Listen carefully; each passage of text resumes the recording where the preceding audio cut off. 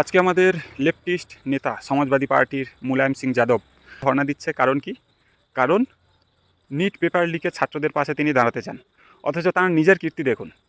1992 সালে যখন উত্তরপ্রদেশে বিজেপি সরকার ছিল, তখন সেখানকার মুখ্যমন্ত্রী কল্যাণ সিং একটি অ্যাক্ট নিয়ে এসেছিল, অ্যান্টি কপিং অ্যাক্ট। সেই অ্যাক্ট অনুযায়ী কোনো প্রকার কপি বা চিটিং করা হলে সেটা নন বেলেবল অ্যাকশনের মধ্যে ধরা হবে এবং পরীক্ষা কেন্দ্রে সিকিউরিটি বাড়ানোরও বন্দোবস্ত করা হয়েছিল।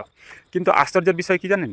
1994-এ যখন সেই লেফটিস্ট পার্টি সমাজবাদী পার্টি যখন ক্ষমতায় আসলো, তখন মুলায়ম সিং যাদব সেই অ্যাক্টটাকে স্ক্র্যাপ করে দিল। এবং শুধু এমনটা নয়, তিনি রীতিমতো প্রতিশ্রুতি দিয়ে এসেছিলেন ছাত্রদের কাছে যে আমি যদি ক্ষমতায় আসি এই non copying act, anti copying act, এই বিল রাখবো না, এবং তিনি সেই কাজটি করেছিলেন। পরবর্তীতে 1998-এ যখন ফের বিজেপি সরকার ক্ষমতায় আসে, তখন এই অ্যান্টি কপিং অ্যাক্টটাকে সম্পূর্ণ লতে রূপান্তরিত করা হয়।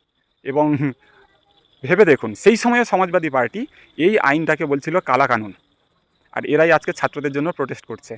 এবার একবার ভেবে দেখুন, যে অ্যাক্টকে লাগু করার জন্য 1992 সালে বিজেপি সরকারকে ক্ষমতায় থেকে জনগণ সরিয়ে দিল, 1998-এ ক্ষমতায় এসে ফের সেই অ্যাক্টকে লাগু করলো কাদের জন্য? ভোট ব্যাংকের জন্য। শুধুমাত্র ছাত্রদের ভালো চেয়ে, ছাত্রদের ভবিষ্যতের ভালো চেয়ে।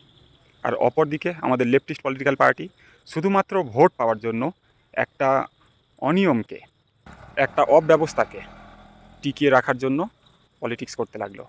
আর আমাকে মানতে হবে, এরা ছাত্রদের ভালো চাই। बताओ, नकल से बात हो रहे हैं। अरे कौन, हम अगर कोई बात गलत कह दें तो शायद वो टीवी पे दिन रात चलेगी। अच्छा बताओ, नकल कौन नहीं कर लेता है जब पास होना होता है थोड़ी बहुत? हमें बताओ, कोई है जिसने बचपन में नकल न की हो? हाथ खड़ा करके बता दे। थोड़ी बहुत सब कर लेते हैं।